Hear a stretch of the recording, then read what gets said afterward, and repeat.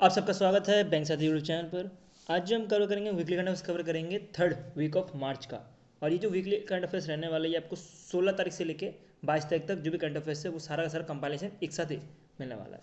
और मैं जो है आपको यहाँ पे माइंड मैपिंग जो ट्रैक है वहाँ से उससे पढ़ाऊंगा, लेकिन उससे पहले हमें जो कैबिनेट अप्रूवल्स है वो हम टेबल फॉर्म में पढ़ेंगे। तो विदाउट वेस्टिंग टाइम हम एक एक करके जो नेशनल अफेयर्स है उसके बाद बैंकिंग अवेयरनेस जो है इस वाले वीडियो में खत्म करेंगे। नेशनल अफेयर्स और बैंकिंग अवेयरनेस जो है इस वाले वीडियो में खत्म करेंगे, और नेक्स्ट इसका दूसरा पार्ट आएगा जिसमें जो रिमेनिंग टॉपिक्स है हम उसको भी खत्म करेंगे। ठीक है, तो ये पार्ट 1 स्टार्ट करते हैं। इसमें आ रहा है कैबिनेट अप्रूवल्स। तो कैबिनेट अप्रूवल्स जो पहला अप्रूवल है वो है revised national programme for dairy development. तो डेयरी डेवलपमेंट के लिए एक तरह से सेंटर सेक्टर स्कीम लॉन्च किया गया है जो कि मॉडर्नाइज करेगा डेयरी इंफ्रास्ट्रक्चर को। और जैसे कि ये नाम से पता लगा कि सेंटर सेक्टर स्कीम है, इसका मतलब क्या कि सेंटर जो है इसमें 100% पैसा लगाएगी।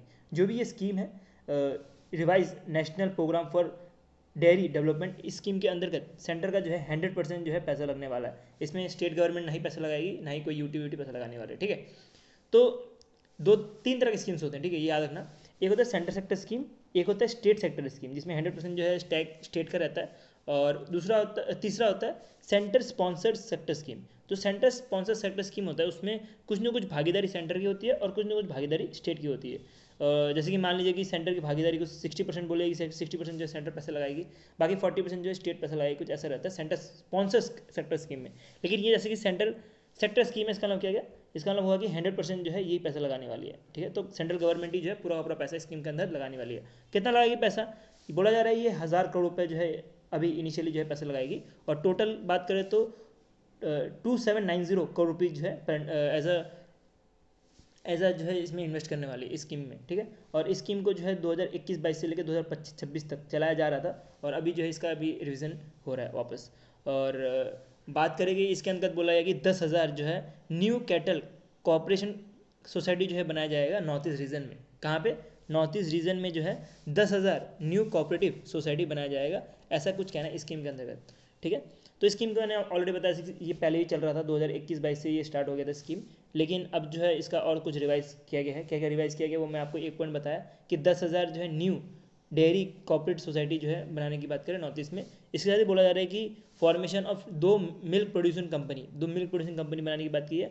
और ये जो भी चीज़ है, ये जो भी स्कीम है, इस ये जो भी इनिशिएटिव है, ये है अलाइंड विथ वाइट रेवोल्यूशन 2.0 के अंतर्गत, जिसके अंतर्गत हमने हमारे पूरे इंडिया में जो है दूध जो है उसको बढ़ाया था, मिल्क को जो है बढ़ाया गया था, तो उसके जो है अलाइन में इसको चलाया जा रहा है। नेक्स्ट आ रहा है कैबिनेट ने अप्रूव किया है 1500 करोड़ रुपए का incentive scheme for low value UPI transaction. अब लो वैल्यू यूपीआई ट्रांजेक्शन कौन से होते हैं, जो 2000 से कम के होते हैं। ठीक है, तो ये क्यों किया जा रहा है, ये किया जा रहा है कि promotion of low value person to merchant transaction के लिए इंपॉर्टेंट है।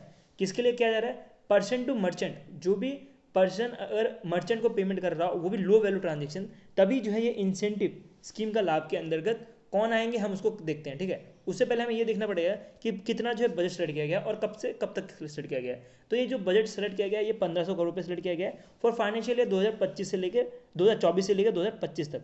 तो ये सिर्फ एक साल के लिए ही जो ये इंसेंटिव का जो है बजट रखा गया है। और ये स्कीम की बात करें तो ये सिर्फ का सिर्फ, एक वर्ड याद रखना मेरा, सिर्फ का सिर्फ जो यूपीआई ट्रांजेक्शन है पर्सन टू मर्चेंट उसी के लिए एप्लीकेबल है, और वो भी जो है 2000 तक ही एप्लीकेबल है। मतलब 2000 तक जो भी पेमेंट करेगा उसके लिए एप्लीकेबल रहेगा ये स्कीम, इंसेंटिव स्कीम। और ये जो है सिर्फ स्मॉल जो मर्चेंडाइज है उन्हीं के लिए रहने वाला है, जो स्मॉल मर्चेंट है उन्हीं के लिए रहने वाला है। अगर आप जाते हो, ठीक है, आप गए दुकान में, आपने क्या किया, आपने 1000 रुपये का पेमेंट किया दुकानदार को। ठीक है, जो स्मॉल मर्चेंट है, जो आपकी इधर राशन की दुकान में हो या तो कोई दूसरी दुकान में जहीं भी हो, तो वहाँ पे आपने स्मॉल वैल्यू 2000 रुपये कुछ पे किए, तो उसके आगे इसमें जो है जो भी स्मॉल मर्चेंट है उसको कुछ ना कुछ पैसा मिल जाएगा, 1 रुपये 2 रुपये करके जो है उसके अकाउंट में क्रेडिट हो जाएगा वापस। और वो किस वजह से हो पाया, क्योंकि 15,000 रुपये का जो है गवर्नमेंट ने जो इंसेंटिव स्कीम लॉन्च किया है। अब ये स्कीम इतना इंपॉर्टेंट क्यों है, इतना इंपॉर्टेंट क्यों है लॉन्च करना गवर्नमेंट के लिए, क्योंकि इससे पहले जो है गवर्नमेंट ने ऑलरेडी जो यूपीआई है उसके लिए भी एक इंसेंटिव स्कीम लॉन्च किया गया था कि हर एक दुकानदार को कुछ ना कुछ जो है कमीशन मिलेगा।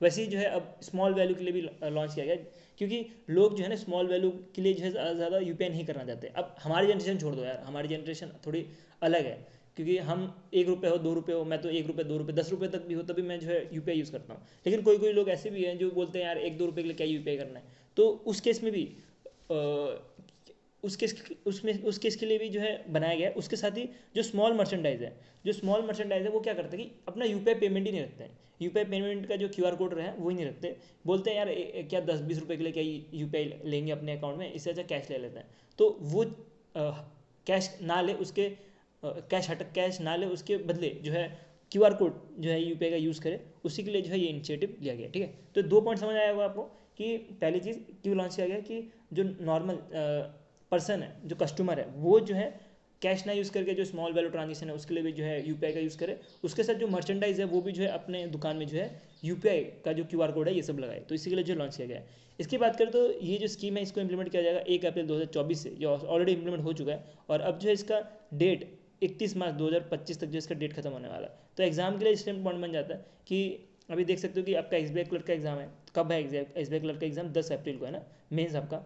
तो मेंस में जो है आपको क्वेश्चन पूछा जा सकता है कि ये जो स्कीम है ये एंड हो रहा है 31 मार्च 2025 में, इसके अंतर्गत कितनी बजट रखी गई थी और किसके लिए रखी गई थी, ये 2 क्वेश्चन पूछा जा सकता है। ठीक है, और किसके लिए रखी थी और क्यों रखी गई थी, और कौन से ट्रांजेक्शन के लिए रखी गई थी, तो P2M ट्रांजेक्शन के लिए रखी थी। तो ये सारे क्वेश्चन जो है बन सकते हैं एग्जाम में, तो इसी के लिए ये इंपॉर्टेंट बन जाता है न्यूज़।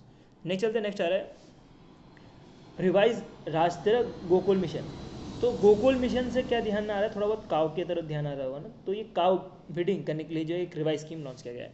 इसके अंदर का जो टोटल जो बजट रखा गया है वो 1000 करोड़ रुपये का रखा गया है, और टोटल बजट नहीं, सॉरी, ये जो रिवाइज स्कीम लाया गया इसके अंतर्गत 1000 करोड़ रुपये का रखा गया, और टोटल बजट जो है 3400 करोड़ रुपीज़ का रखा गया फ्रॉम 2021-22 से लेकर 2025-26 तक। आप भी ये भी देख सकते हो कि ये स्कीम अभी एंड होने वाला है, तो इसके ऊपर जो है क्वेश्चन पूछा जा सकता है, तो इसके ऊपर आपको ध्यान देना। ठीक है, तो इसकी इस ये जो इनिशिएटिव है इसके अंदर का आपको 2 इनिशिएटिव मिलने वाले, एक है वन टाइम असिस्टेंट देने का और एक है इंटरेस्ट सबवेंशन देने का। वन टाइम असिस्टेंट के अंदर बोला गया कि 35% of the capital cost for the setting up of heifer, मैं प्रोनाउंसिएशन गलत कर रहा हूँ क्या पता था नहीं, रेयर सेंटर जो है बनाने की बात कर रहे हैं। अबे हिफुर क्या होता है इसके बारे में समझते हैं। जो काउ, यंग काउ जो रहता है उसको जो है हिफुर बोला जाता है। ठीक है, तो अगर कोई पर्सन है उसको अगर काउ का कोई बिजनेस करना हो, ठीक है, तो काउ अगर यंग काउ रखना हो तो उस केस में उसको स्टार्टिंग में फार्म बनाने के लिए 35% जो है उसको एज अ कैपिटल दिया जाएगा। उसके साथ ही जो है बोला जा रहा है कि ये जो भी सेंटर रहने वाला ये सपोर्ट करेगा 15,000 जो भी ये यंग काउज है 30 फैसिलिटीज़ पे। ठीक है, तो 30 फैसिलिटीज़ पे जो है 15,000 काउ को भी सपोर्ट करेगा, ऐसा कुछ कहना है गवर्नमेंट का। नेक्स्ट जो है एक तरह से इंटरवेंशन सबवेंशन स्कीम है जिसके अंदर 3% सब्सिडी दी जाएगी अगर वो लोन लेते हैं, फार्मर अगर लोन लेता है for purchasing high genetic merit in vitro fertiliser heifer cow. मतलब मान सकते हो कि जो ज़्यादा दूध दे सके वैसे कोई जेनेटिक काउ अगर कोई फार्मर खरीद रहा हो तो उस केस में उसको जो भी लोन जो पे करना पड़ेगा उसमें 3% की सब्सिडी दी जाएगी। इसका अगर लोन का अमाउंट अगर 7% हो तो उसका 3% सब्सिडी, मतलब 4% में जो है वो लोन ले सकता है बैंक के थ्रू। ठीक है, तो ये मिशन के अंतर्गत ये सारे इनिशिएटिव थे। ठीक है, तो ये आपको ध्यान देना है। नेक्स्ट चलते हैं, नेक्स्ट आ रहा है brown field ammonia urea complex, और ये जो है रामरूप आसाम में जो है 12.7 लाख मैट्रिक टन का यूरिया प्लांट जो है बनने वाला है। तो ये जो है देखा जाए तो ये इसके लिए जो है टोटल 10,601 करोड़ रुपए जो है खर्च करने वाले हैं, और ये Brahmaputra valley fertiliser corporation India जो है इसको डेवलप करके जो है इसको बनाया जाएगा। ठीक है, तो इसलिए इसको ब्राउन फील्ड बोला जा रहा है। अब आपके मन में चल रहा होगा, आपके मन में क्वेश्चन चल रहा होगा ये ब्राउन फील्ड क्या होता है, फिर उसका आपने कभी ग्रीन फील्ड सुना होगा ना। तो ब्राउन फील्ड और ग्रीन फील्ड में क्या फ़र्क था हम उसके बारे में समझते हैं। अब ग्रीन फील्ड का मतलब क्या हुआ, अगर मान लीजिए कि ये जो एमोनिया यूरिया कॉम्प्लेक्स है इसको अगर पूरा स्टार्टिंग से बनाया जाए, पूरा स्क्रैच से बनाया जाए, तो उस केस में उसको बोला जाता है ब्राउन फील्ड, और सॉरी ग्रीन फील्ड, उस केस में उसको बोला जाता है ग्रीन फील्ड। और मान लीजिए कि कोई जैसे ऑलरेडी बना हुआ है Brahmaputra valley fertiliser corporation limited already बना हुआ है, अब इसको तोड़ के जो है अब इसके नया एक कॉम्प्लेक्स बनेगा, तो उस केस में उसको बोला ब्राउन फील्ड। अगर किसी चीज़ को तोड़ के वापस से वो चीज़ बनाया, कोई नई चीज़ बनाया जाए तो उस केस में उसको बोला जाता है ब्राउन फील्ड। ठीक है, नेक्स्ट चलते हैं, नेक्स्ट न्यूज़ आ रहा है 6 लेन ग्रीन फील्ड नेशनल हाईवे। तो 6 लेन का जो है ग्रीन फील्ड नेशनल हाईवे बन रहा है। देखिए इसमें क्या लिखा है, ग्रीन फील्ड, इसका मतलब क्या है, स्क्रैच से बनाया जाएगा, कुछ टूटा फूटा नहीं जाएगा, एकदम स्क्रैच से जो है बनाया जाएगा। तो इसमें आप देख सकते हो कि ये जो हाईवे बनने वाला है ये कनेक्ट करेगा Jawaharlal Nehru port authority port को, और ये जो है कुछ चाऊ है महाराष्ट्र में, कोई जगह हुई एग्जैक्ट मुझे पता नहीं, तो यहाँ पे जो है कनेक्ट करने की कोशिश करेगा, जो कि 30 किलोमीटर के आसपास जो है ये लेन होने वाला है। इस लेन में जो है टोटल कॉस्ट लगने वाला है 4,000 साढ़े 4,000 के आसपास, और ये हाईवे बनने के लिए जो अप्रूवल दी गई थी वो cabinet committee on economic affairs जो कि चेयर करते हैं प्राइम मिनिस्टर नरेंद्र मोदी खुद, तो वो उन्होंने जो है इसकी अप्रूवल दी है। ठीक है, तो इसके अंतर्गत बोला जा रहा है ये डेवलप होगा under the build operate transfer mode के अंतर्गत, और टोटल तो मैंने आपको कॉस्ट बताई 4500 करोड़ रुपये का जो है ये कॉस्ट लगने वाला है। ठीक है, मेन एम यही है कि जो जवाहरलाल नेहरू पोर्ट अथॉरिटी है उसको कनेक्ट करना नवी मुंबई एयरपोर्ट के साथ, जिसकी वजह से जो भी लॉजिस्टिक है वो आराम से जो है एयरपोर्ट तक पहुंच पाए, तो ये इसके लिए जो है इसको लॉन्च किया। नेक्स्ट चलता है, नेक्स्ट आ रहा है लोकसभा का सेक्रेटरीट और ministry of electronics and information technology ने लॉन्च किया है, क्या लॉन्च नहीं सॉरी डेवलप किया है संसद भसिनी। अब भसिनी के बारे में बात करें तो भसिनी के बारे में ऑलरेडी बताया था कि भसिनी का काम क्या होता है, ये एआई बेस्ड एक टूल है जो कि लैंग्वेज को कन्वर्ट करता है। अब मान लीजिए अब बिहार के हो, अब बिहारी आती है आपको, तो बिहारी को जो है इंग्लिश में कन्वर्ट करेगा, या गुजराती को बिहारी में कन्वर्ट करेगा, तो ये जो है भसिनी का काम है। तो इसको जो है लॉन्च किया गया संसद में। ठीक है, संसद में लॉन्च किया गया है, और बोला जा रहा है कि ये जो है एआई पावर्ड मल्टी लैंग्वेज से सॉल्यूशन देने का काम करेगा जो भी पार्लियामेंट्री ऑपरेशन होगा उसके बीच में।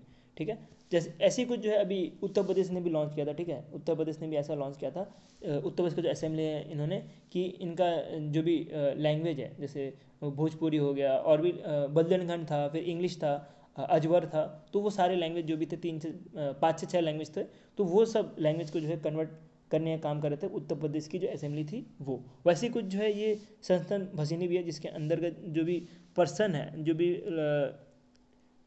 असेंबली में बैठेंगे वो जो है एक दूसरे के साथ विदाउट लैंग्वेज बैरियर के बात कर सकते हैं। अगर कोई पर्सन को इंग्लिश आती हो तो वो इंग्लिश में बोलेगा, लेकिन उसको सुनाई भोजपुरी में देगा समथिंग, और अगर किसी बंदे को गुजराती आती हो गुजराती में बोलेगा, उसको हिंदी में सुनाई देगा।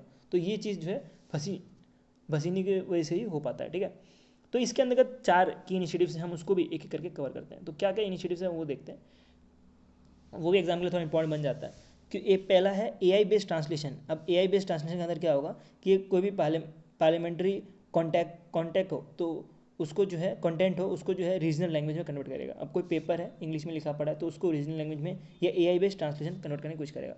एक तो एआई पावर्ड चैटबॉट भी लॉन्च किया है, जिसके अंतर्गत अगर ऑफिशियल जो भी ऑफिशियल है उनको अगर जो भी रूल्स और डॉक्यूमेंट है अगर उनको कोई दूसरी लैंग्वेज में चाहिए तो वो करके देने का काम करेगा ये एआई चैटबॉट। तीसरा जो है वो है स्पीच टू टेक्स्ट और लाइव इंटरेक्शन, जिसकी वजह से जो भी डिबेट है वो जो है इंडियन लैंग्वेज में कन्वर्ट करके देगा। ठीक है, जो भी डिबेट चल रही हो उसको जो है टेक्स्ट फॉर्म में जो है इंडियन लैंग्वेज में कन्वर्ट करके दे देगा। ठीक है, किसी बंदे को अगर गुजराती आती हो तो वो गुजराती फॉर्म में जो कन्वर्ट करके दे देगा। अगर कोई बंदा इंग्लिश में बोल रहा हो, कोई बंदा गुजराती में बोल रहा हो, तो वो भी जो है गुजराती फॉर्म में कन्वर्ट करके दे देगा, जिसके से वो बिना लैंग्वेज बैरियर के भी जो है बात कर सकते हैं एक दूसरे के साथ।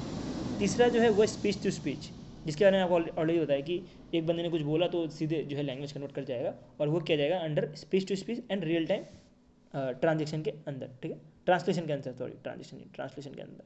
तो ये जो है लोकसभा जो है प्रोवाइड करेगा जो भी पार्लियामेंट्री डेटा है वो, और जो भसीनी है इसका काम रहेगा ट्रांसलेशन एक्सपर्टिस का देने का। ठीक है, तो इसके बारे में आपको ऑलरेडी अच्छे समझा दिया क्या होता है भसीनी।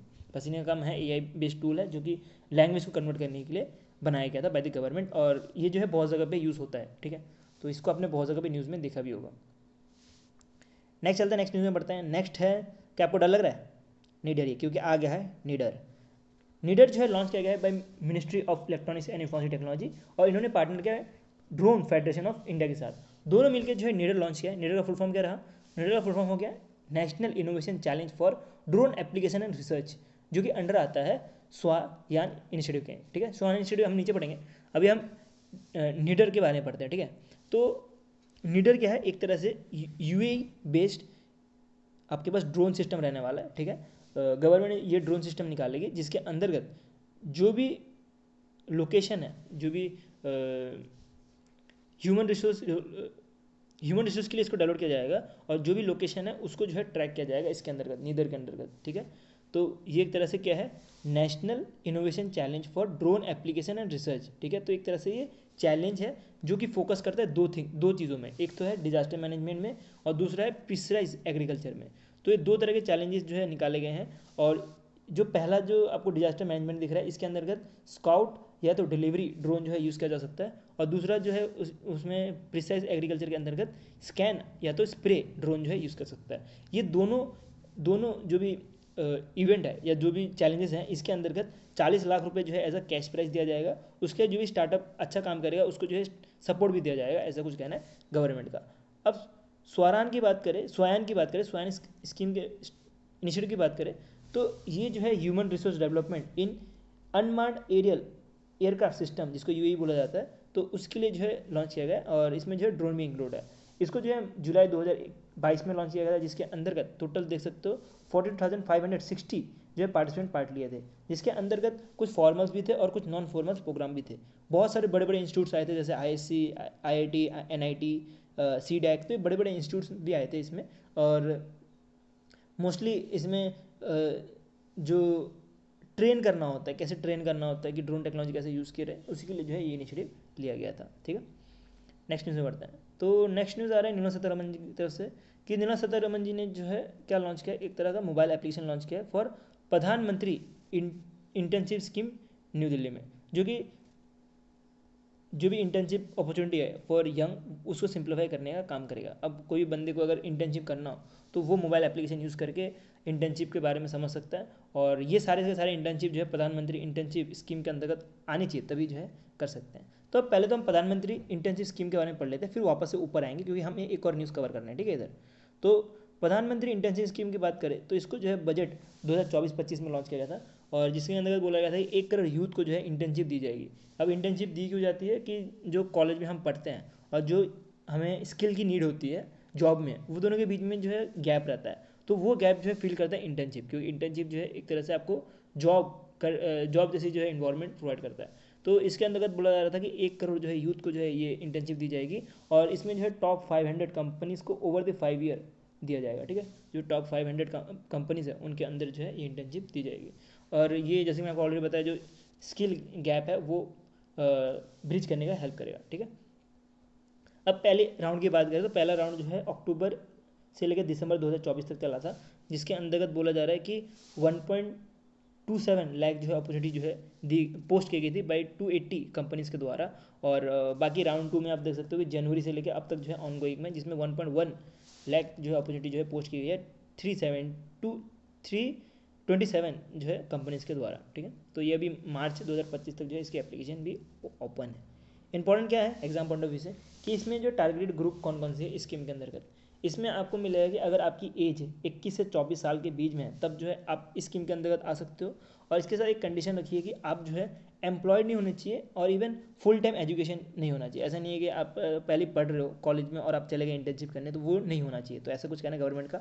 इसका भी कहना है कि इसमें जो है मिनिमम स्टाइपेंड जो है 5,000 रुपये करके दिया जाएगा पर मंथ, उसके साथ ही जो है वन टाइम पेमेंट जो है 6,000 रुपये भी होंगे। ठीक है, तो 6,000 रुपये होंगे, उसके ऊपर जो है 5,000 रुपये करके पर मंथ दिया जाएगा, जितना भी जो है इंसेंटिव का पीरियड होगा, जितना भी पीरियड रहने वाला है इंटर्नशिप का उसके हिसाब से।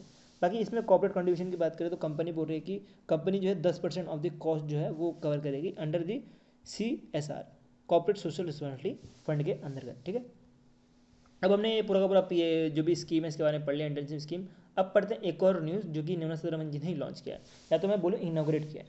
तो निर्मला सीतारमण जी ने एक तरह से जो ये प्रधानमंत्री इंटर्नशिप स्कीम है इसका एक सेंटर लॉन्च किया कोलकाता में। ठीक है, कोलकाता वेस्ट बंगाल में जो है इसका एक सेंटर लॉन्च किया, और ये लॉन्च किया गया through the collaboration of ministry of corporate affairs और फिर CIA के थ्रू। ठीक है, तो CIA का मतलब क्या हो गया, कॉन्फेडरेशन ऑफ इंडियन इंडस्ट्री के थ्रू जो है ये सेंटर भी बनाया जा रहा है। ये सेंटर भी इंपॉर्टेंट है, ये मोबाइल एप्लीकेशन भी इंपॉर्टेंट है, उसके साथ जो स्कीम है वो भी इंपॉर्टेंट है। तो मैंने आपको सारे के सारे जो भी एग्जाम के लिए इंपॉर्टेंट रिलेवेंट कंटेंट है वो मैंने आपको दे दिया।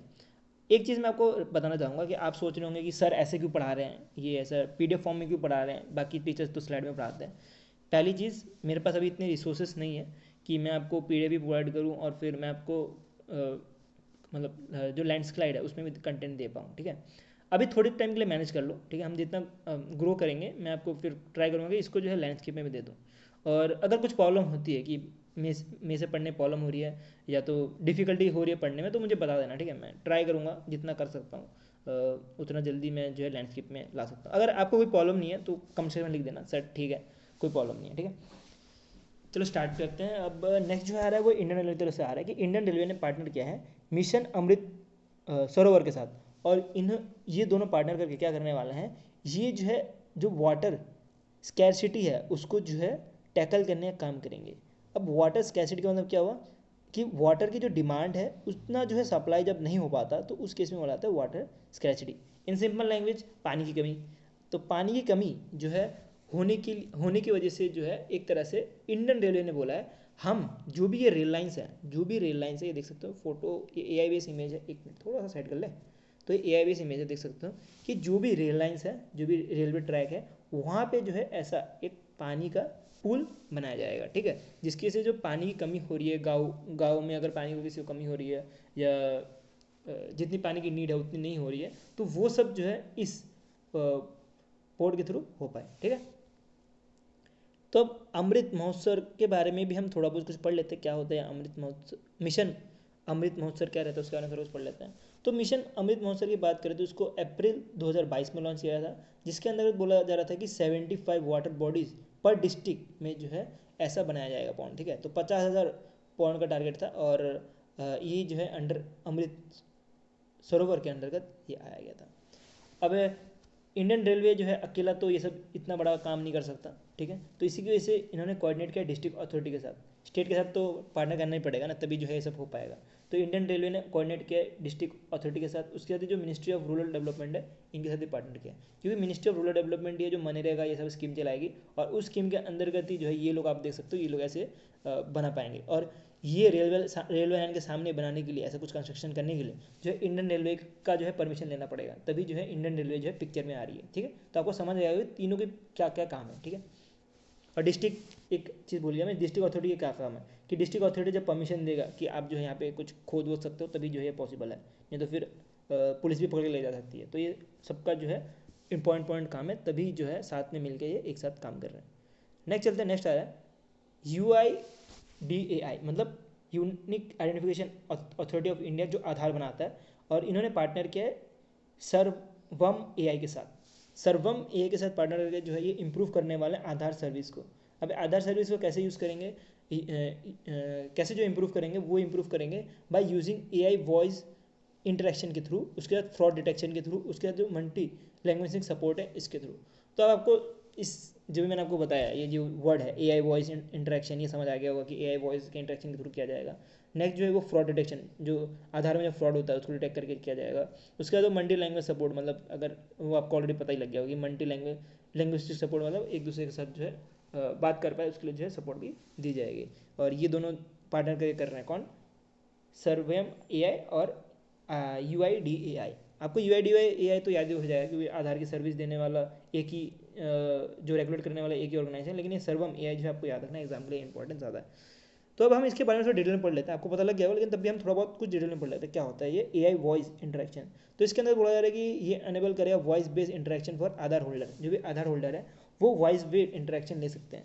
अभी लेके क्या करेंगे, वॉइस बेस्ड इंटरेक्शन कहाँ पर लेंगे, अगर किसी बात के लिए जो फीडबैक देना हो, जैसे मुझे फीडबैक देना है आधार वालों को कि भाई थोड़ा जल्दी अपडेट किया करो चीज़ों को, और फ़ोन नंबर ये सब भी थोड़ा जल्दी जल्दी अपडेट किया करो, काम पे मतलब रहा करो, कभी कभी ऑफिस ही उठ जाता है, तो ये सारी चीज़ें जो है फीडबैक जो है वॉइस के थ्रू दे सकते हो, ना कि आपको टेक्स्ट टाइप करना पड़ेगा मोबाइल में, तो वो सब ना करना पड़े। तो उसी के लिए जो है ये AI ड्रिवन वॉइस इंटरेक्शन जो है लॉन्च किया गया बाय UIDAI, और इसके साथ ही जो भी अपडेट्स हैं आप वो भी चीज़ जो है वॉइस असिस्टेंट से पूछ सकते हो। नेक्स्ट जो है वो है फ्रॉड डिटेक्शन। अब फ्रॉड डिटेक्शन कैसा कि अगर कोई भी सस्पिशियस अगर कोई एक्टिविटी होती है आपके आधार कार्ड के थ्रू, तो उस केस में जो है आपको रियल टाइम अलर्ट दिया जाएगा फ्रॉम नहीं टू मैसेज के थ्रू दिया जाएगा, या तो आपको ईमेल के थ्रू जो है आपको रियल टाइम जो है अलर्ट दिया जाएगा। नेक्स्ट जो है मल्टी लैंग्वेस्टिक सपोर्ट दिया जाएगा, जैसे कि डिफरेंट लैंग्वेज है जिसमें 10 सपोर्ट करेगा लैंग्वेज को। ये भी चीज़ इंपॉर्टेंट है कि सारे लैंग्वेज को सपोर्ट नहीं करेगा, टोटल 10 लैंग्वेज को सिलेक्ट करेगा। कौन कौन से वो एक एक करके कवर करते हैं। पहला तो हिंदी और इंग्लिश तो रहेगा, ठीक है, हिंदी और इंग्लिश तो रहेगा। उसके साथ कुछ साउथ के 2 लैंग्वेजेस में, साउथ के 2 नहीं, साउथ के 3 लैंग्वेजेस हैं। इसमें आपको मिलेगा तमिल, तेलुगु, मलयालम। उसके साथ नॉर्थ के पंजाबी मिलेगा, और साउथ के कन्नाडा भी है, ठीक है, कन्नाडा भी है, उड़ीसा भी है। उसके साथ वेस्ट के जो है मराठी और गुजराती मिलेगी। तो टोटल 10 लैंग्वेज है जो कि आपको कवर करना है, और अभी बाकी जो है और भी लैंग्वेज ऐड होंगे, लेकिन अगर एग्जाम पॉइंट ऑफ व्यू से पूछा है तो अभी के लिए आपको 10 लैंग्वेजेस जो है याद रखने हैं। नेक्स्ट चलते हैं, नेक्स्ट आ रहा है एक तरह से हैकाथॉन।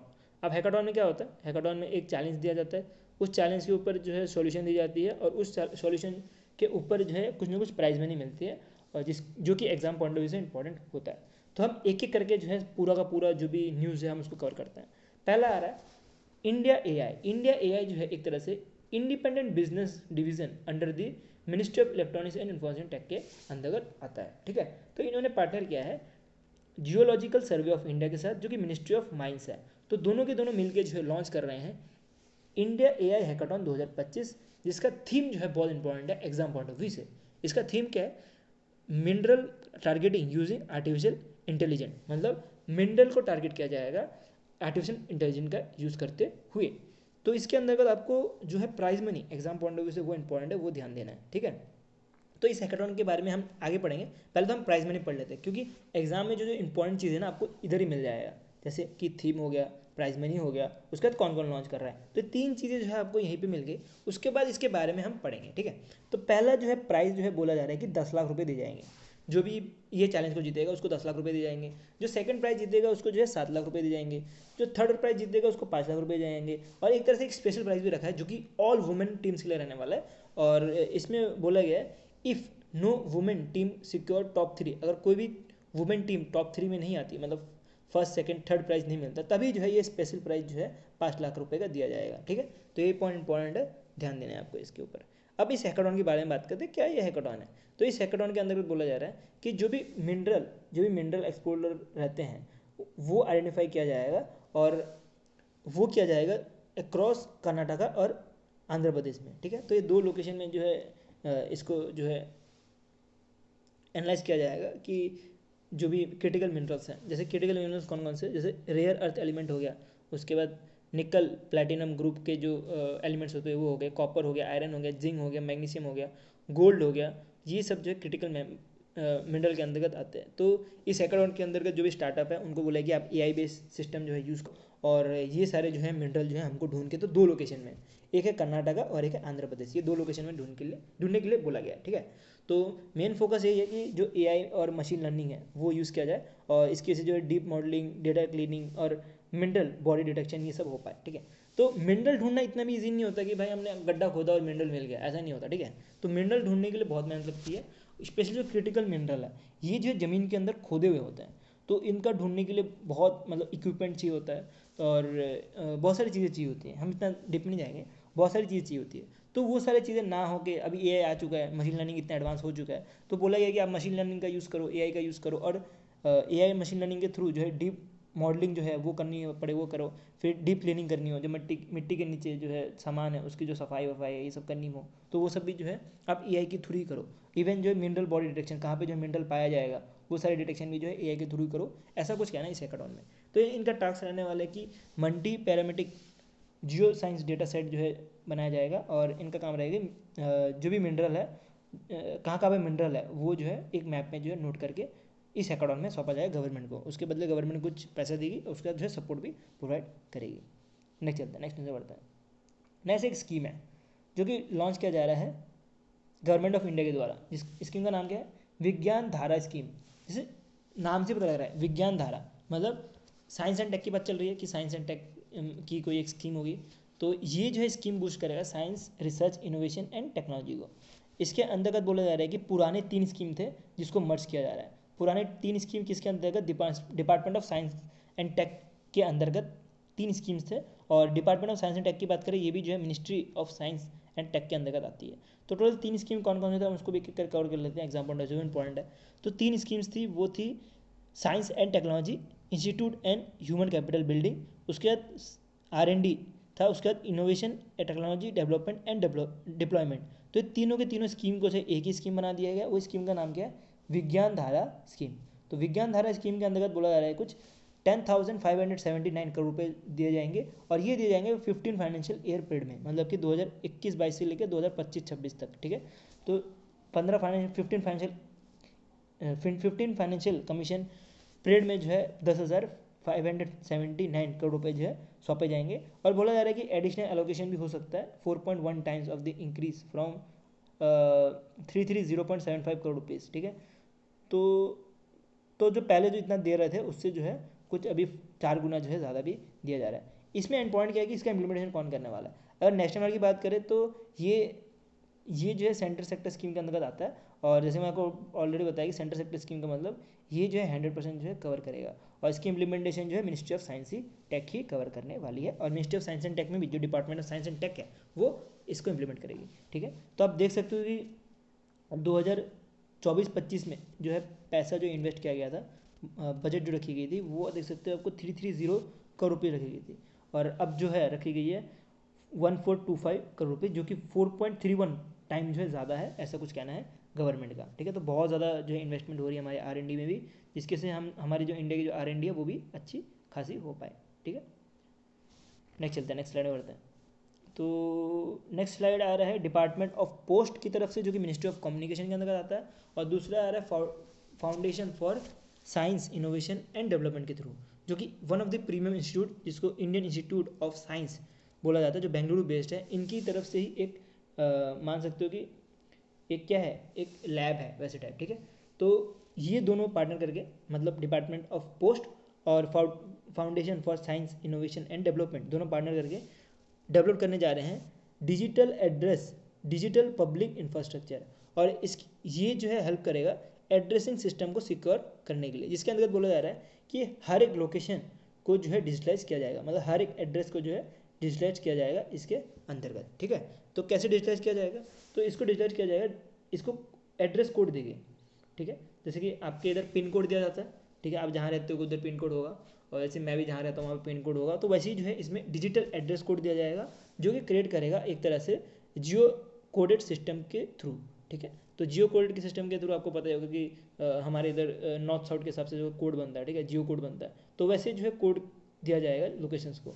और ये जो है कोड रहेगा based on Aadhaar address as a service के अंतर्गत। ठीक है, तो एड्रेस एज अ सर्विस के अंतर्गत रहेगा, जिसके अंतर्गत अगर कोई पर्सन को पब्लिक या तो प्राइवेट सर्विस चाहिए होगी डिलीवरी, तो वो जल्दी से जल्दी मिल पाए। ठीक है, नेक्स्ट जो है वो आ रहा है DPI के बारे में। तो DPI क्या करेगा, ये delivery, emergency response, financial inclusion और अर्बन प्लानिंग सब में ही हेल्प करेगा। अब आपका लोकेशन जब पता लग गया, ठीक है, आपका एग्जैक्ट लोकेशन पता है, थ्रू जियो कोडेड के थ्रू आपका एग्जैक्ट लोकेशन पता लग गया, तो आपको डिलीवरी करने में भी हेल्प होगी।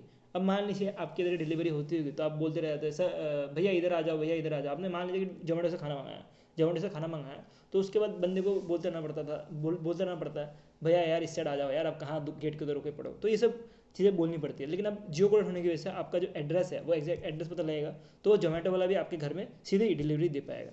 तो एक छोटा सा एग्जांपल लिया, लेकिन डिलीवरी के लिए नहीं, सर्विस डिलीवरी बोला गया, जो गवर्नमेंट की जो भी डिलीवरी है वो दे पाए। उसका जो इमरजेंसी रिस्पांस है आपका, अगर एग्जैक्ट कोड बताओ, तो अगर कहीं अर्थक्वेक आ गया, एग्जाम्पल छोटा एग्जाम्पल लेते हैं, आपका इधर अर्थक्वेक आ गया, तो आपको एग्जैक्ट कोड बताओ, तो आप उधर जो है जितना जल्दी जो है रिस्पांस बता सकते हो। अर्थक्वेक से भी अच्छा एग्जाम्पल ले सकते हो, फायर हो गया, आपके घर में फायर लग गया, तो फायर हो गया, तो उस केस में आपका अगर एग्जैक्ट लोकेशन पता होगा फायर ब्रिगेडर को, तो वो जो है आपके लोकेशन में जल्दी से जल्दी पहुँच सकता है। तो ये हेल्प कर सकता है। इवन अगर क्रिटिकल कुछ हॉस्पिटलाइज होना पड़ा, तो तब भी हेल्प कर सकते हैं कि एम्बुलेंस जो है आपके सीधे लोकेशन पे पहुँच जाए, राधा देन आपसे फ़ोन में बात करते रहे भाई कहाँ पे है ऐसा घर पूछते रहे। तो वो सब चीज़ के लिए ये जो है निकाला गया है। ठीक है, क्या नाम है, digital address, digital public infrastructure. ठीक है, तो किसने लॉन्च किया, ये भी इंपॉर्टेंट है, डिपार्टमेंट ऑफ पोस्ट ने इसको लॉन्च किया। नेक्स्ट चलता है एक एयरपोर्ट का न्यूज़ है। ठीक है, तो ये DGCA की तरफ से आ रहा है, मतलब director general of civil aviation. तो इन्होंने ग्रांट किया लाइसेंस अमरावती एयरपोर्ट को, कि ये जो है एज अ ऑपरेट कर सकते हैं फ्लाइट ऑपरेशंस के लिए। ठीक है, तो अमरावती एयरपोर्ट की बात करें तो ये महाराष्ट्र में बेस्ड है, और अब इनको ये लाइसेंस मिलने के बाद अब ये रीजनल कनेक्टिविटी स्कीम एयरपोर्ट के अंतर्गत ये जो है अपना जो है प्लेन उड़ा पाएगी।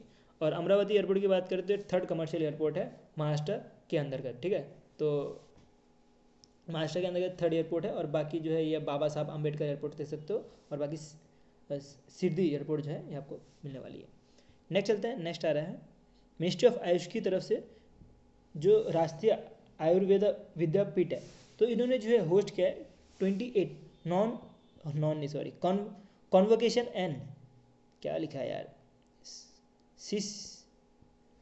सिसियो पनयम जो भी है वो जो है नेपाल में लॉन्च किया गया। ये तो एक कॉन्वोकेशन है, जो 28 कॉन्वोकेशन है ये लॉन्च किया गया है, और इसमें जो है चीफ गेस्ट जो है वो बनाया गया है प्रताप राव जावेद को, जो कि मिनिस्ट्री ऑफ स्टेट, MOS का मतलब क्या होगा, मिनिस्ट्री ऑफ स्टेट, जो कि आयुष के, मिनिस्ट्री ऑफ आयुष के ये जो है मिनिस्टर है। ठीक है, तो इनको जो है चीफ गेस्ट के तौर पे बुलाया गया था इधर, और ये जो है फोकस करता है रिकमेंडेशन ऑफ आयुर्वेदिक पेटिशन, और फिर जो भी इंस्टीट्यूट्स हैं जो आयुर्वेदिक की जो एजुकेशन है वो सब बढ़ाने के लिए ये जो है कॉन्वोकेशन हो रहा था, ठीक है यार। ये मुझे अभी भी वर्ड नहीं प्रोनाउंसिएशन हो पा रही है मुझसे, पता नहीं क्या हो गया।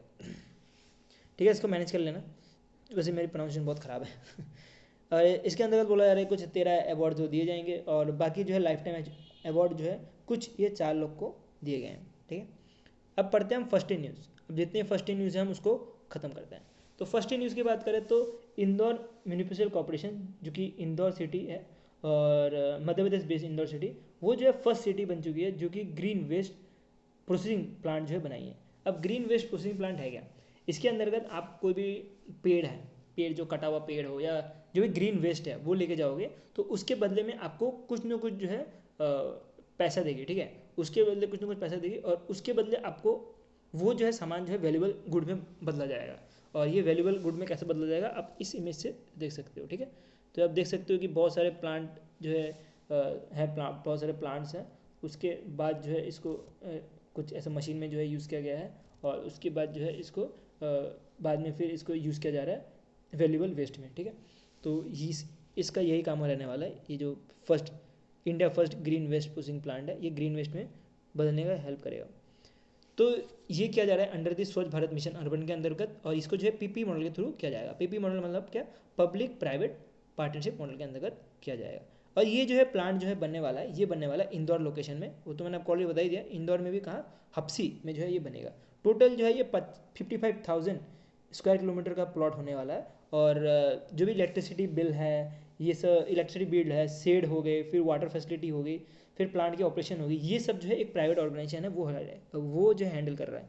तो ये प्राइवेट ऑर्गेनाइजेशन का नाम क्या है, एस्ट्रोमिकल इंडस्ट्रियल प्राइवेट लिमिटेड। तो नाम याद रख लेना, इंदौर बेस्ड प्राइवेट कंपनी है जो कि हैंडल कर रही है establishment of infrastructure including shades, electricity, water supply, overseas of the plant operation, ये सब। लेकिन ये जो है ये प्लॉट अलाउड करने के लिए, जो है हेल्प चाहिए होगी इंदौर म्यूनिसिपल कॉर्पोरेशन की, ठीक है।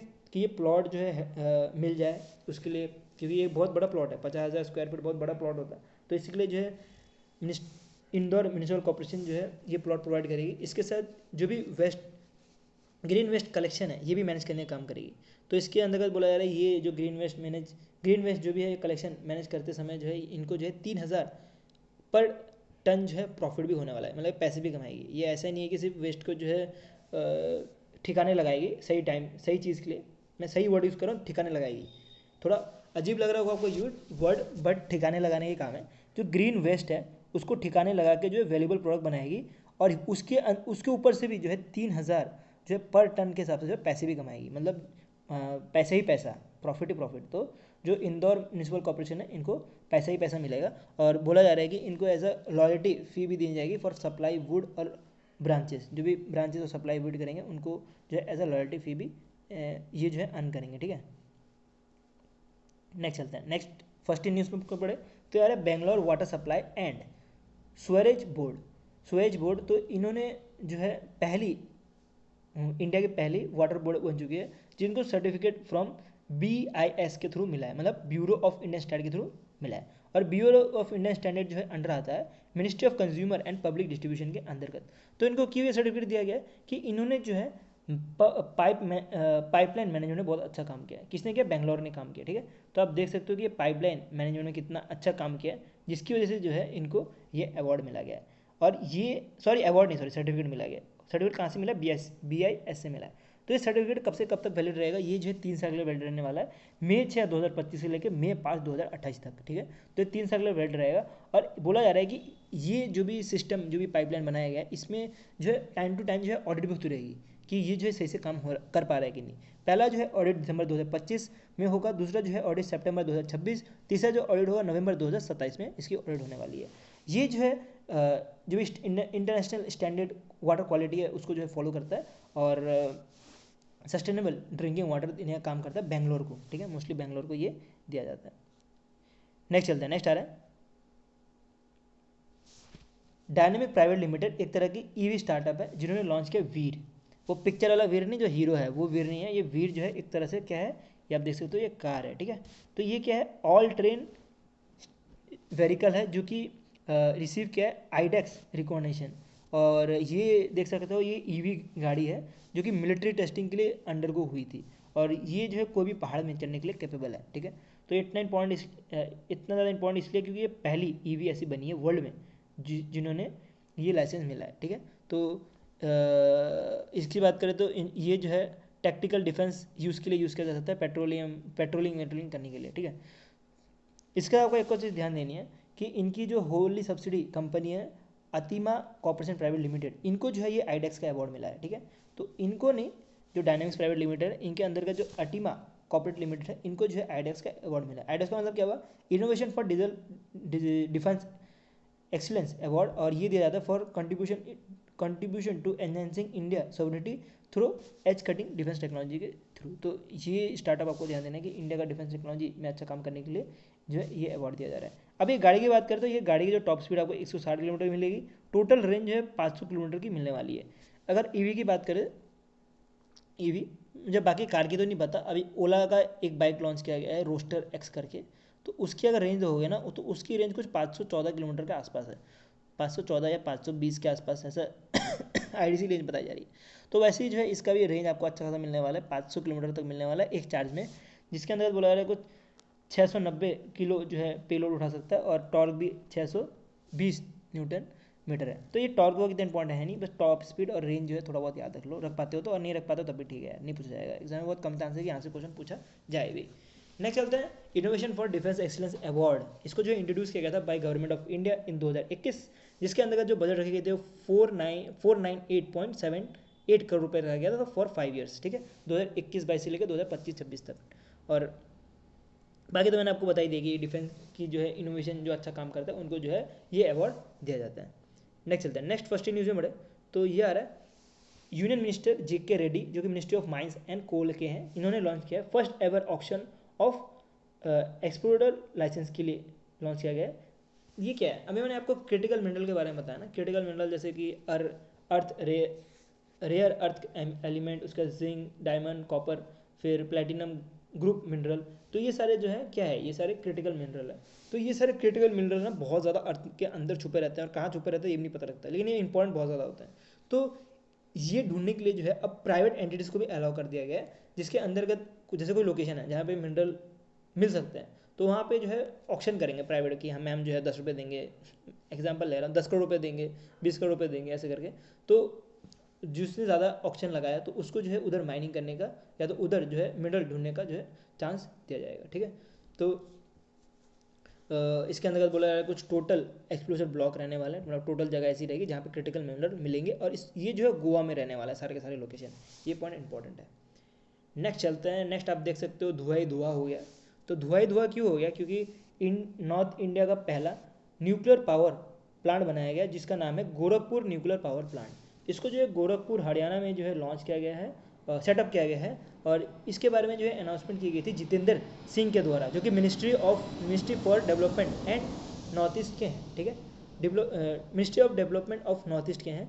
तो इन्होंने जो है ये जो है प्लांट बनाया है। इसके साथ ही एक और पॉइंट याद रखना है आपको, एक प्लांट है जिसका नाम है जैतापुर न्यूक्लियर पावर प्लांट, जो कि महाराष्ट्र में बनाया है, जो कि वर्ल्ड का नहीं सॉरी इंडिया का लार्जेस्ट न्यूक्लियर पावर प्लांट है। इसको भी जो है इनोग्रेट किया गया था जितेंद्र सिंह के द्वारा, ठीक है। तो मान सकते हो कि ये जो पहला जो न्यूक्लियर प्लांट है इसके साथ ही जो है कमिटमेंट है, ये डिफाइंड कमिटमेंट किया गया।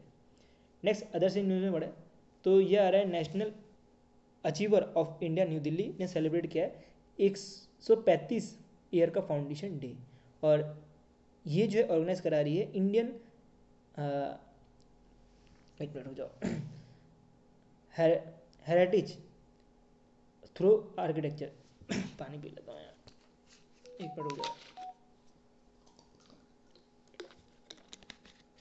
तो इन्होंने जो है इनोग्रेट किया है, यूनियन किसने इनोग्रेट किया इसको, यूनियन मिनिस्टर शेखावत जी ने जो है इसको इनोग्रेट किया। और इसी दौरान जो नेशनल अचीवर ऑफ इंडिया है, जब इनका 35 फाउंडेशन डे चल रहा था, तभी जो है एक बुक भी लॉन्च किया।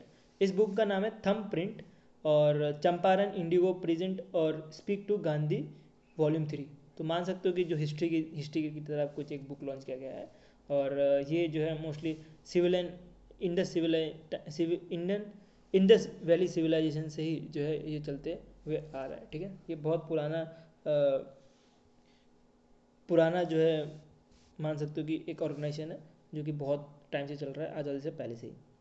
नेक्स्ट चलते हैं, नेक्स्ट आ रहा है अदर्स इन न्यूज़ में, ये आ रहा है सेंट्रल बोर्ड ऑफ डायरेक्टर्स ने जो है zero year bond coupon bond of power finance corporation का लॉन्च किया है।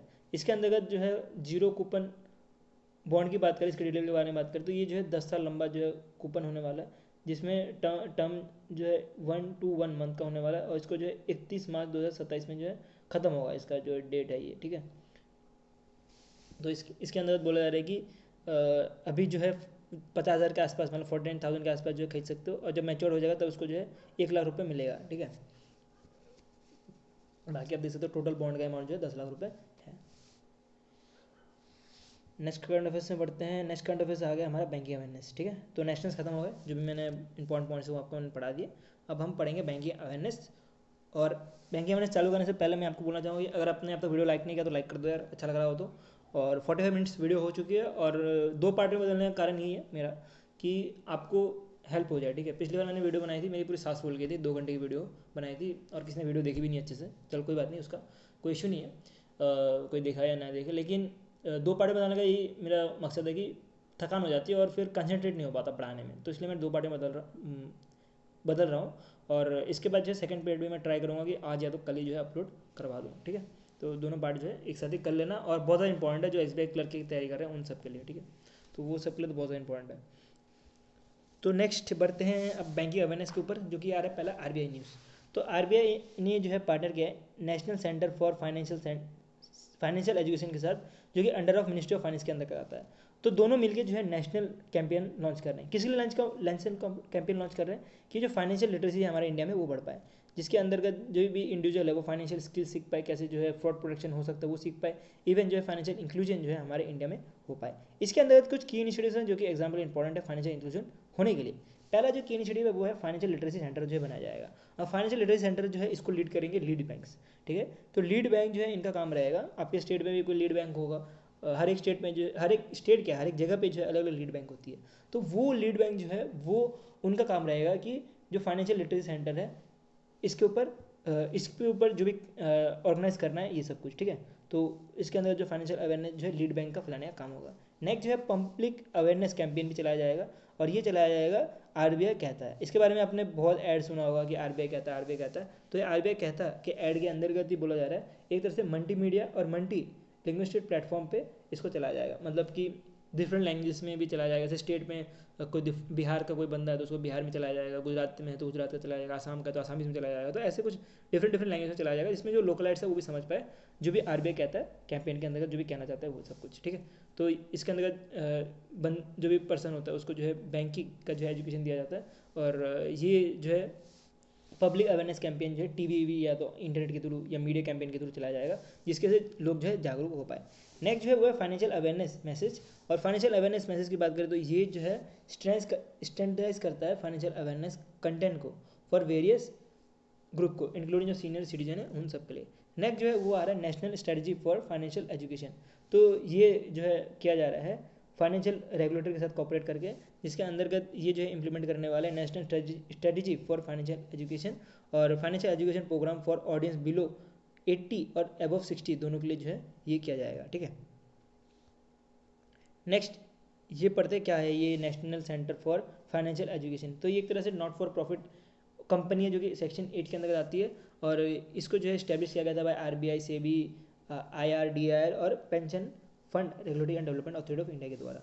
इसके जो CEO है आपको अशोक चंद्रा जेना जी मिलेंगे, और ये जो है नवी मुंबई महाराष्ट्र में बेस्ड है। इसको 2013 में लॉन्च किया गया था, ठीक है।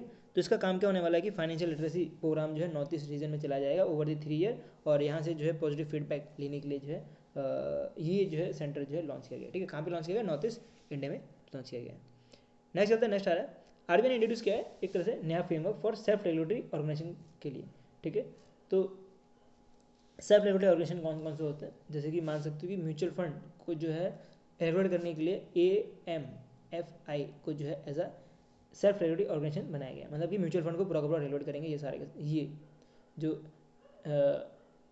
म्यूचुअल फेडरेशन ऑफ इंडिया है, all India mutual federation of India ये, ठीक है।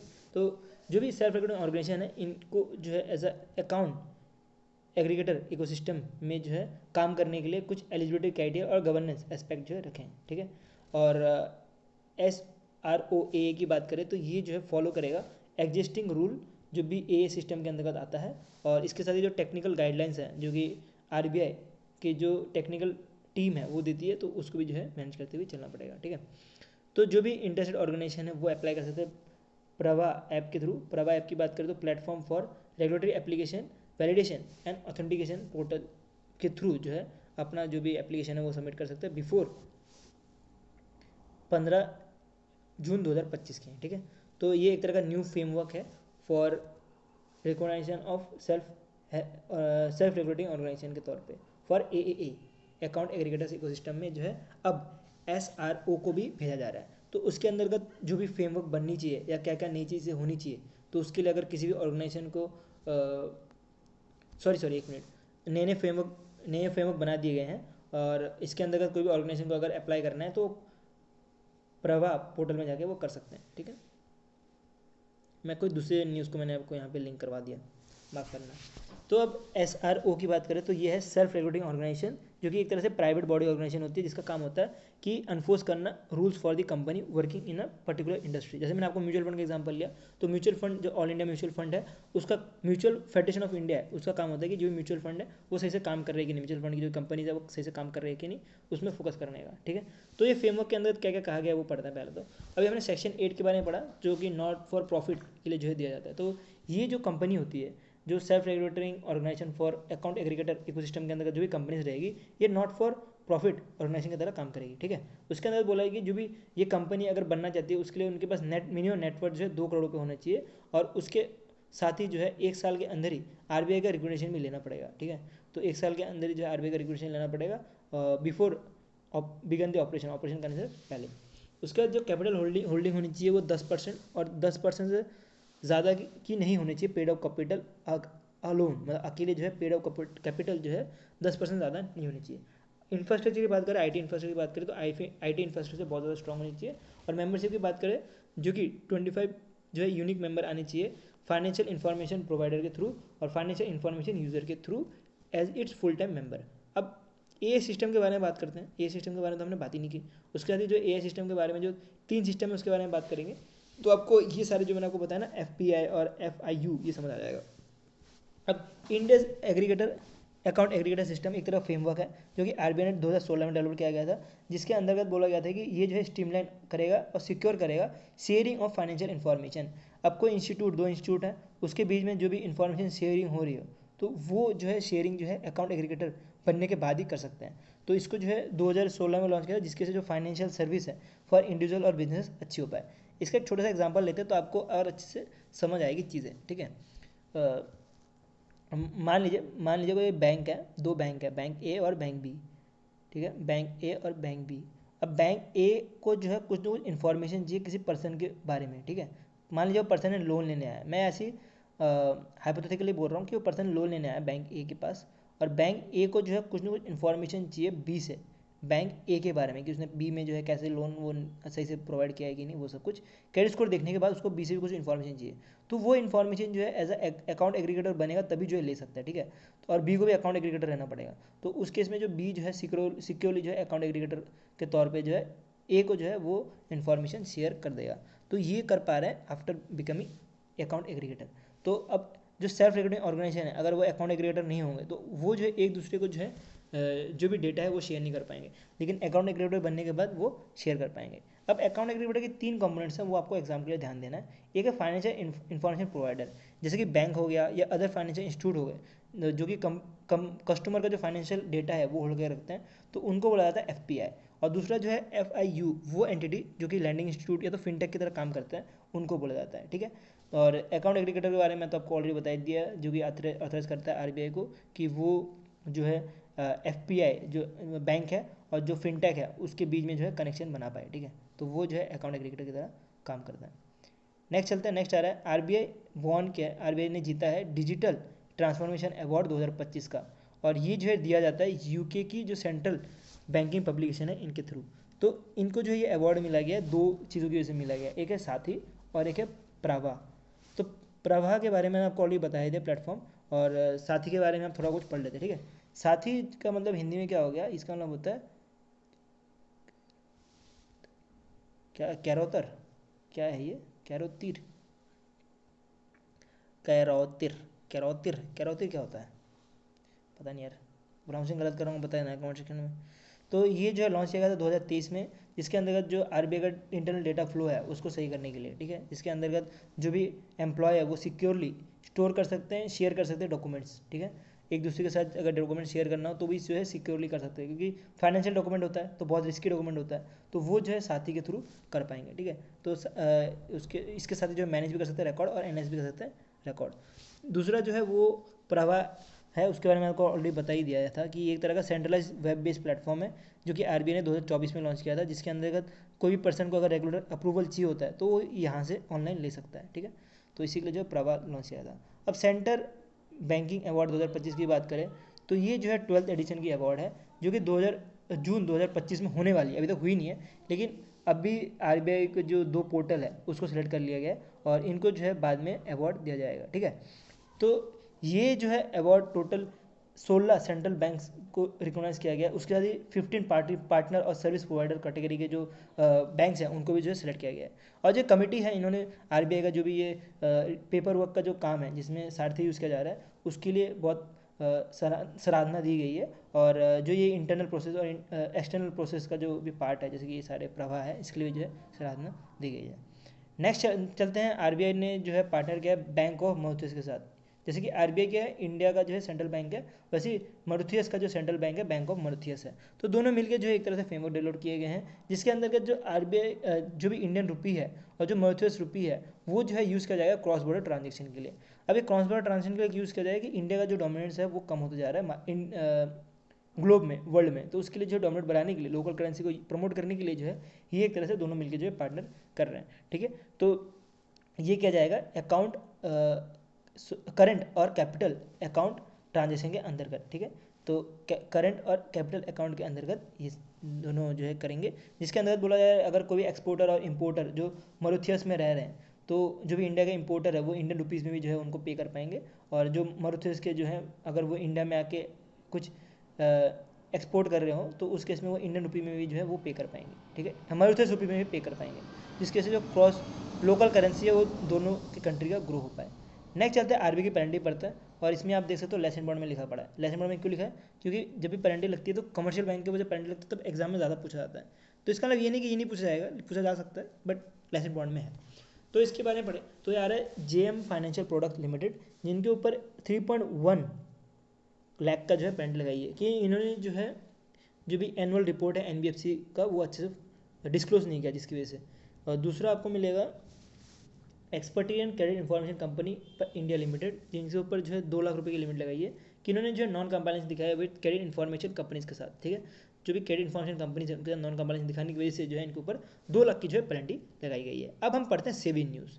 सेबी न्यूज़ मुझे पता है यार बहुत लोगों को कन्फ्यूज़ करता है और बहुत लोग जो है इसको स्किप भी करना चाहते हैं, ठीक है, क्योंकि बहुत मुश्किल होता है पढ़ना। बट मेरा मकसद है ये कि आपको ईजी वे में जो है आपको कंटेंट प्रोवाइड करूँ, इवन जो है आपको जो है समझाऊँ भी, ठीक है। तो यही मकसद है और यही मकसद हम पूरा करते हुए चलेंगे, ठीक है। और कुछ मेरे भी ऊपर से ज़्यादा सीवी के न्यूज़ जो कि हमारे एक्सपर्ट जो है किशोर सर वो करवाएंगे, ठीक है, अगर कोई रह गया तो, लेकिन ये तो ईजी है, मैं करवा दूंगा। अगर कुछ रहता है तो वो भी करवा देंगे, ठीक है। कुछ अगर डिटेल में अगर आपको और भी कोई सीवी की न्यूज़ पढ़ना हो तो आप उनसे भी पढ़ सकते हो। आप कमेंट सेक्शन में बता देना, मैं उनसे कॉन्टैक्ट करवा के वो वीडियो भी बना दूंगा, ठीक है। तो बढ़ते हैं आगे। तो ये आ रहा है कि सेबी ने जो है पार्टनर किया डिजी लॉकर के साथ। अब डिजी लॉकर सबको पता होगा, तो डिजी लॉकर से पार्टनर क्या कर रहा है, ये जो है एड्रेस करेगा unclaim acid in security market.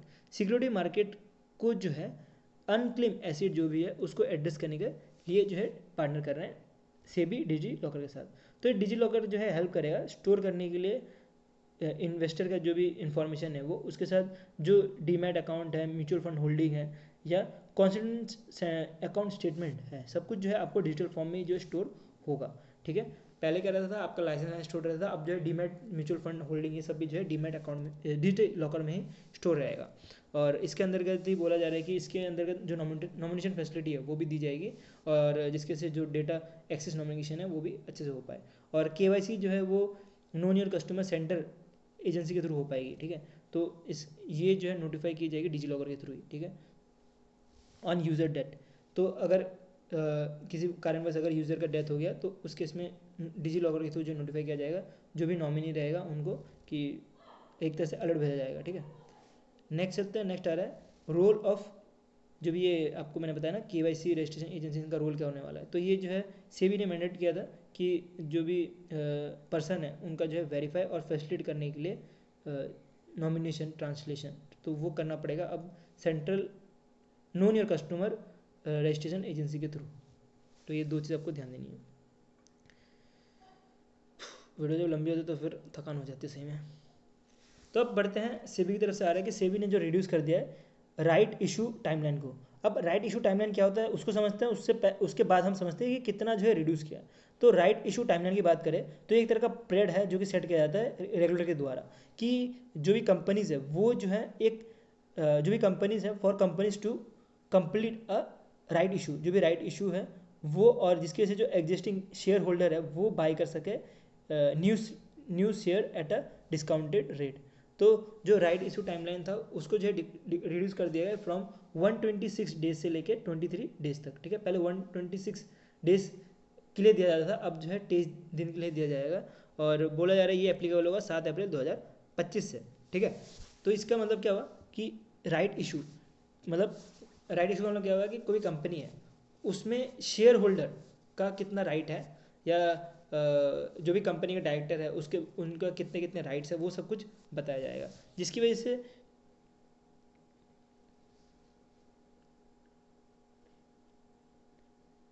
से जो भी एग्जिस्टिंग शेयर होल्डर है वो जो है बाई कर पाएंगे नए shares at a discounted price. हो गया, बस 1 घंटा है, 1 घंटे बाद खत्म करते हैं, ठीक है। 1 घंटा हो गया, अभी 10 मिनट और लगेंगे फिर खत्म करते हैं, ठीक है। क्लास ले लेते हैं, मैं एक और कुछ काम आ गया उसके लिए बात कर रहे हैं। की हाईलाइट की बात करें तो right issue timeline and process की बात करें तो ये must be open for 7 to 30 days, और स्टॉक एक्सचेंज डिपॉजिटर रजिस्टर जो है वो अपना वेरीफाई कर सकते हैं ब्रिड, और जो फाइनलाइज कर सकते हैं एलोकेशन भी, ठीक है। तो exchange depositor must develop an automatic validation system with 6 month, 6 महीने के अंदर जो है ऑटोमेटिक वैलिडेशन सिस्टम भी बनाना पड़ेगा। बाकी चीज़ आप यहाँ से रीड करके चीज़ समझ सकते हो, तो उसको रिपीट करके कुछ मतलब नहीं बनता, और एग्जाम के लिए इतना ज़्यादा इंपॉर्टेंट है भी नहीं। नेक्स्ट चलते हैं NPCI न्यूज़। तो NPCI न्यूज़ के ऊपर पढ़ें तो NPCI ने पार्टनर किया है सिंगापुर का जो हिट पे है इसके साथ, और ये जो है एनेबल कर रहा है UPI पेमेंट, ठीक है। तो NPCI का जो इंटरनेशनल पेमेंट आर्म है जिसका नाम है NPCI इंटरनेशनल पेमेंट लिमिटेड, इन्होंने पार्टनर किया है सिंगापुर बेस्ड हिट पे के साथ, जो कि एक तरह का full time stack payment infrastructure है जो कि UPI फैसिलिटी देने का काम करेगा सिंगापुर में, जिसकी वजह से जो भी इंडियन ट्रैवलर है वो अगर QR कोड यूज़ करना चाहे UPI का वो भी जो है सिंगापुर में जाके कर सकें, तो उसी के लिए जो है इसको लॉन्च किया गया। और इस 2023 में ही जो है UPI पे नाउ के साथ पार्टनर करके जो है NPCI ने UPI ऑलरेडी लॉन्च किया गया था, ठीक है। तो NPCI के बारे में थोड़ा और डिटेल में पढ़े तो NPCI ने पार्टनर किया मग नत्ती के साथ जनवरी 2025 में, जिसके अंतर्गत UAE में जो है UPI पेमेंट कर पाए उसके लिए, ठीक है। और अगर टोटल बात करें तो UPI अब अवेलेबल है Singapore, Maldives, Qatar, Sri Lanka, Mauritius, Bhutan, Nepal, UAE और कनाडा, इसके साथ इंडिया में तो अवेलेबल है ही। तो ये सारी जगह पे जो है अवेलेबल है, और ये सारे पॉइंट भी इंपॉर्टेंट है, इसको भी ध्यान देना है। नेक्स्ट पढ़ते हैं RIDI की तरफ से। आई थिंक यहाँ पे मेरे से गलती हो गई, यहाँ पे NPCI लिखा है ना, NPCI एंड RIDI होना चाहिए था। मैं आपको PDF में वो इंप्रूव कर दूंगा, ठीक है। PDF चाहिए तो टेलीग्राम को ज्वाइन कर सकते हो, आपको वहाँ पे PDF मिल जाएगा। IIDI की बात करें तो IIDI ने अप्रूव मिल चुका है इनको R2 लाइसेंस का, और इसकी वजह से अब जो है IIDI ने अप्रूव कर दिया R2 लाइसेंस किसके लिए, वैल्यू री इंश्योरेंस लिमिटेड जो कि बेंगलुरु बेस्ड है इनके लिए, ठीक है। तो ये पहले इंश्योरर बन चुके हैं जो कि री इंश्योर की तरह काम करेंगे, ठीक है। तो ये री इंश्योर से काम करने के लिए प्राइवेट पहले सेक्टर कंपनी बन चुकी है। तो इसके अंतर्गत इसके बारे में बात करें तो इसमें जो प्रमोटर मिलने वाले हैं आपको ओब्रिन वेंचर मिलने वाला है, और इनके पास जो इनिशियल पेड ऑफ कैपिटल है वो 210 करोड़ रुपीज़ का रहने वाला है। और ये जो अनाउंसमेंट की गई थी कि R2 लाइसेंस दिया जाएगा, ये 129 IRDAI बोर्ड मीटिंग था जिसको लीड कर रहे थे पांडा जी, B पांडा जी, तो इसी समय जो है इनके बारे में बताया। अब R2 लाइसेंस के बारे में बात करें तो R2 लाइसेंस जो अलाउ करता है कंपनीज को कि वो जो है ऑपरेट कर सकता है एक्सक्लूसिवली इन द री इंश्योरेंस बिजनेस में। अब री इंश्योरेंस के बारे में बात कर लेते तब आपको और समझ आएगा। री इंश्योरेंस का मतलब होता है री insurance is a insurance for the insurance company. Insurance company को जो है इंश्योरेंस देने का काम करता है री इंश्योरेंस। अब देखिए कोई एक पर्सन है, कोई पर्सन अगर इंश्योरेंस लेता है तो इंश्योरेंस कंपनी को देता, कंपनी जो है उसको इंश्योर करती है। ठीक है, वो कंपनी है, उसको डर लग रहा है मेरी कंपनी डूब जाएगी, तो वो भी जो है इंश्योरेंस लेता है, तो उस केस में उसको बुलाता है री इंश्योरेंस। तो वो री इंश्योरेंस देने वाली पहली प्राइवेट री इंश्योरेंस कंपनी बन चुकी है जिसको R2 लाइसेंस मिला है, वो मिला है वैल्यू री इंश्योरेंस लिमिटेड जो कि बेंगलुरु बेस्ड है। अब ये R2 लाइसेंस किसके लिए दिया जाता है कि ये जो है एक्सक्लूसिवली ऑपरेट कर पाए री इंश्योरेंस बिजनेस में, मतलब ज़्यादा से ज़्यादा जो है री इंश्योरेंस बिजनेस में जो है अपना फोकस करे, उसी के लिए जो है इसको लॉन्च किया जाता है। ठीक है, तो सिग्निफिकेंस क्या है कि सिग्निफिकेंस क्या है, जो कि पब्लिक सेक्टर री इंश्योरेंस है, जितने पब्लिक सेक्टर री इंश्योरेंस है वो जो है मोनोपोली अब तक कर रही थी, जिसकी वजह से कोई कंपटीशन था नहीं, अपना खुद का मोनोपोली था, तो उसी को जो है तोड़ने के लिए जो है R2 लाइसेंस अब वैल्यू री इंश्योरेंस लिमिटेड को भी दे दिया गया है। और ये प्राइवेट पहले री इंश्योरेंस बनी है, तो ऐसे अब और भी री इंश्योरेंस कंपनी आएगी जो कि प्राइवेट बेस्ड रहेगी। ठीक है, जिसके साथ कॉम्पिटिशन बराबर रहे प्राइवेट और पब्लिक जो भी री इंश्योर है दोनों के बीच में। ठीक है, नेक्स्ट लॉन्चेस की तरफ बढ़ रहे हैं, बैंकिंग के लॉन्चेस के ऊपर पढ़े तो ये आ रहा है पेटीएम ने पार्टनर किया है SBI म्यूचुअल फंड के साथ, और इन्होंने दोनों ने मिलकर जो है लॉन्च किया है जन निवास 250 रुपये का SIP देख सकते हो कितना सस्ता है। SIP मोस्टली जो है 500 रुपये का जो है मिलता है मिनिमम। ठीक है, लेकिन ये 500 रुपये से भी कम 250 रुपये में जो है SIP जो है अलाउ किया गया है पेटीएम और SBI म्यूचुअल फंड के द्वारा। तो ये जो है SIP डेली वीकली या मंथली बेसिस पे हो सकता है। SIP का full form systematic investment plan. ठीक है, तो ये भी आपको याद रखना क्या इसका फुल फॉर्म है, एग्जामिनर कभी आपको ये फुल फॉर्म भी पूछा जा सकता है। तो ये हेल्प करेगा जो भी फर्स्ट टाइम इन्वेस्टर है उनके लिए, और इवन जो स्मॉल सेवर है जो मोस्टली रूरल एरिया से आता है उनके लिए भी। ठीक है, तो ये SBI का यूनो ऐप है, वहाँ से भी इसका लाभ ले सकता है, इवन जो पेटीएम का जो ऐप है वहाँ से भी इसका लाभ ले सकता है। नेक्स्ट आ रहा है पंजाब एंड सिंध बैंक ने पार्टनर किया है Parimal capital and housing finance के साथ, और दोनों मिलकर जो है क्रेडिट एबिलिटी देने का काम करेंगे मीडियम और फिर लो इनकम बोरोवर जो भी है इनके लिए। ठीक है, तो अगर कोई भी होम बायर है जो कि सेमी अर्बन या तो अर्बन इंडिया से आता है और उनको अगर लोन चाहिए होगा तो वो लोन देने का काम करेंगे Punjab and Sindh bank and Parimal housing finance मिलके। ठीक है, तो ये MSME जो है इनके लिए भी एप्लीकेबल होता है, और बोला जा रहा है ये जो है लो इंटरेस्ट रेट पे दिया जाएगा, और स्पेशली जो है टायर 2 और टायर 3 जो है सिटीज़ को फोकस करते हुए चलता है। नेक्स्ट कुछ 2 लोन्स हैं उसको कवर करते हुए चलते हैं। तो पहला लोन आ रहा है housing and urban development corporation ने कुछ 11,000 करोड़ रुपये का लोन दिया कि अमरावती जो ग्रीनफील्ड सिटी जो है अभी आंध्र प्रदेश में बनने वाला है उसका कंस्ट्रक्शन किया जाए। आंध्र प्रदेश की बात करें तो तेलंगाना और आंध्र प्रदेश पहले एक ही स्टेट होती थी, लेकिन 2014 के बाद दोनों अलग अलग हो गए। उसके बाद एक कॉमन कैपिटल दोनों के बीच में था, लेकिन आंध्र प्रदेश ने बोला कि हमें एक सेपरेट कैपिटल चाहिए जिसको अमरावती बोला जा रहा है, और अमरावती को जो है as a capital city of Andhra Pradesh बनाया जाएगा, और ये जो है ग्रीन फील्ड के तौर पर बनाया जाएगा। उसी के लिए जो है ये housing and urban cooperative bank urban development corporation ने पार्टनर किया है अमरावती के साथ, जो अमरावती जो गवर्नमेंट है उनके साथ, और दोनों मिलके जो है under the ministry of housing and urban affairs के साथ ये कंस्ट्रक्शन करने वाला है अमरावती कैपिटल का। ठीक है, तो अभी फेज़ 1 में चलने वाला है इसके कैपिटल कंस्ट्रक्शन, उसके बाद फेज़ 2 में उसके बाद चलेगा। नेक्स्ट न्यूज़ बढ़े तो नेक्स्ट न्यूज़ आ रहा है अनलिश कैपिटल पार्टनर, जो कि एक तरह से जापान की वेंचर कैपिटल है, और CMD कैपिटल दोनों मिलके जो है 1.1 मिलियन जो है पैसा जो है एज अ डेप्ट के तौर पे दे रही है किसको, क्रेडिट रिजॉल्व को। जो क्रेडिट रिजॉल्व की बात करें तो इनका जो है एक्सपेंशन करने के लिए जो है ये दिया जा रहा है। ये जो है एक तरह से AI बेस्ड गुरुग्राम कंपनी है, इसको जो है 1.1 मिलियन दिया जा रहा है एज अ डेप्ट फॉर एक्सपेंशन। नेक्स्ट चलते हैं GDP प्रेडिक्शंस के ऊपर पढ़ते हैं। तो GDP प्रेडिक्शन के ऊपर पढ़े तो ICAR लिमिटेड जो कि इंडिया क्रेडिट रेटिंग एजेंसी है, इन्होंने 6.5% की GDP प्रेडिक्शन मारी है फॉर फाइनेंशियल 2026। ठीक है, और ये जो है बताया गया है इनके एक रिपोर्ट में जिसका नाम है फाइनेंशियल 2026 GDP आउटलुक रिपोर्ट, और इस रिपोर्ट के अंदर जो GDP प्रेडिक्शन जो है ICRA ने जो प्रेडिक्शन मारी है वो 6.5% मारी है, और बोला जा रहा है कि 2025 फाइनेंशियल 2025 में 6.3% मारी थी, अब जो है ये बढ़ चुकी है 0.2% से। ऐसा बोला ये मोस्टली जो ग्रोथ हुई है वो हुई है अर्बन और जो रूरल डिमांड है उसकी वजह से, इन्वेस्टमेंट एक्टिविटी में उसकी वजह से। नेक्स्ट चलते हैं, नेक्स्ट आ रहा है organisation for economic cooperation and development, जो कि एक पेरिस फ्रांस बेस्ड कंपनी है। तो इन्होंने जो है 6.4% की इन्होंने जीडीपी प्रेडिक्शन मारी है फॉर फाइनेंशियल ईयर 2025, और ये जो है मारी गई है 6.4% 2025 के लिए, लेकिन अगर अगर फाइनेंशियल 2024 की बात करें तो उस समय जो 6.3% था। और बोला जा रहा है कि despite the modernisation India remain the fastest growing economy, इतना ज़्यादा भी रिसेशन चल रहा है तब भी इंडिया जो है फास्टेस्ट ग्रोइंग इकोनॉमी में अभी भी है। नेक्स्ट जो बात करते हैं एक New York based credit rating agency है जिसका नाम है फ्रिंच। तो इन्होंने जो है फाइनेंशियल ईयर 2026 के जो रेटिंग मारी है 6.5% मारी है, और ये जो है मार्च का एक रिपोर्ट आया था उधर ये बताया गया था, ठीक है। तो पहले जो पहले नहीं, फाइनेंशियल 2027 की बात करें तो उसमें 6.3% मारी है, और जनवरी से मार्च की बात करें तो उसमें 6.2% की जीडीपी प्रेडिक्शन मारी है इन्होंने। मूडी के बारे में सबको पता होगा, इसका तो मूडी बिगड़ा रहता है। तो इन्होंने जो है 6.5% की जीडीपी प्रेडिक्शन मारी है फॉर फाइनेंशियल 2026, और इसके बारे में जो इनका रिपोर्ट था बैंकिंग सिस्टम आउटलुक इंडिया में, इसके बारे में बताया गया था, ठीक है। तो बाकी भी आप देख सकते हो 2025 में जो है इन्होंने भी 6.3% की जो है प्रेडिक्शन रखी थी, अब जो है 6.5% की प्रेडिक्शन रखी है। और इनका भी यही कहना है कि इनका भी कहना है कि इंडिया का जो एवरेज इन्फ्लेशन रेट है वो डिक्लाइन कर गया 4.5% में फॉर फाइनेंशियल 2026, और फाइनेंशियल 2025 में जो था वो 4.8% था, जो कि एक तरह का पॉजिटिव इफेक्ट है कि इंडिया जो है सही डायरेक्शन में बढ़ते हुए जा रहा है। नेक्स्ट अदर से न्यूज़ में बात करें तो ये आ रहा है एडीबी की तरफ से कि एडीबी ने जो है फ्रंटियर सीड प्रोग्राम लॉन्च किया है, जो कि हेल्प करेगा लोकल कैपिटल मार्केट को कि वो जो है एंटरप्रेन्योरशिप, उसके साथ जो है कैपिटल ग्रोथ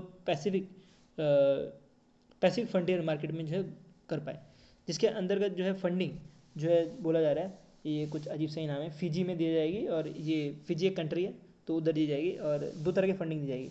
जो दोनों फंडिंग है वो आपको मिलेगा 200 मिलियन के आसपास $, और पहला जो है वो सी वाटर सॉल्ट सी प्रोडक्शन के लिए दिया जाएगा, और दूसरा जो है कोस्टल मैपिंग टेक्नोलॉजी के लिए दी जाएगी, ठीक है।